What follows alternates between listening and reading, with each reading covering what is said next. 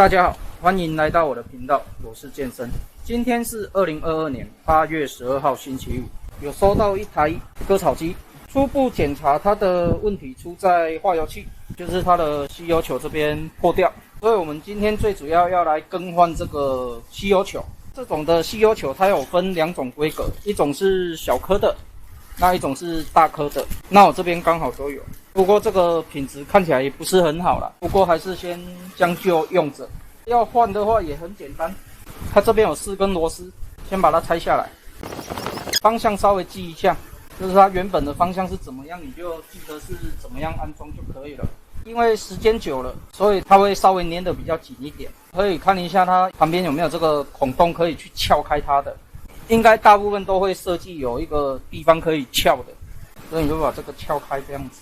那你方向稍微记一下，接下来就是把这个拆掉，然后换一颗新的上去，就这样子而已，这个非常简单。那材料的部分你可以去你住家附近的农机店问问看有没有，大部分应该都会有。接下来我们就是看一下有没有需要清洁的。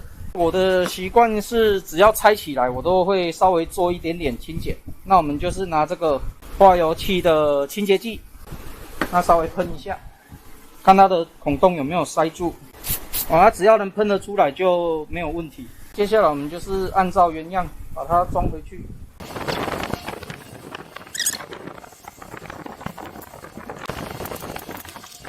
那这样子就 OK 了。接下来我们就可以按照原样再把它装回去。那我们现在就可以再依照原样把它装回去。过滤棉要装之前先看一下会不会很脏，不会的话就可以直接装。那接下来我们就是把油管装回去。油箱里面的油管大部分进油的我们会用黑色的管子，那出油的我们会用透明的管子。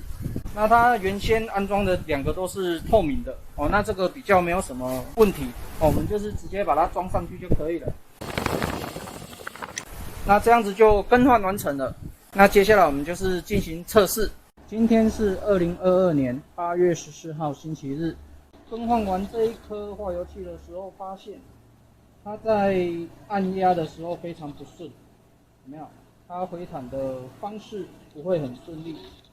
然后我稍微初步检查一下，发现它是化油器坏掉了，好像这样子。我先把这个拔起来，那给各位看一下。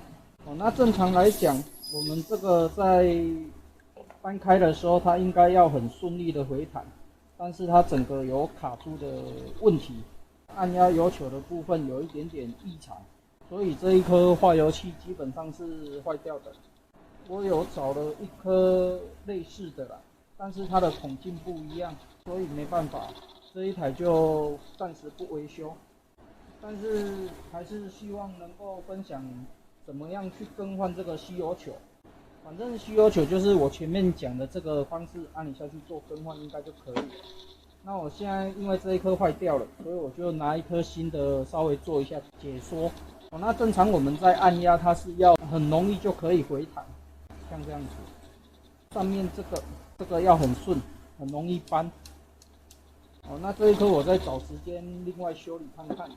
那你如果更换吸油球以后，要先尝试去测试看看。先稍微解说一下，像这一台的油管部分我也有换新的，因为它旧的整个都硬掉了，然后它这个密封性已经不够了，所以我就换一组新的。稍微解说一下我们化油器的部分那化油器的部分它有一个进油孔，一个出油孔。通常进油孔就是一直线的这一个是进油孔，出油孔的部分就是有一个弯曲的。通常我们买一组这种油管回来的话，进油孔都是黑色的，然后它会安装一组过滤棉。出油的部分它是一个透明管，就可以查看它油有没有排出来。所以我们在更换完成以后，在进行安装的时候，出油管就要安装在一个弯管的部分，进油的就是安装在直管这个部分。接下来我们就可以按压油球。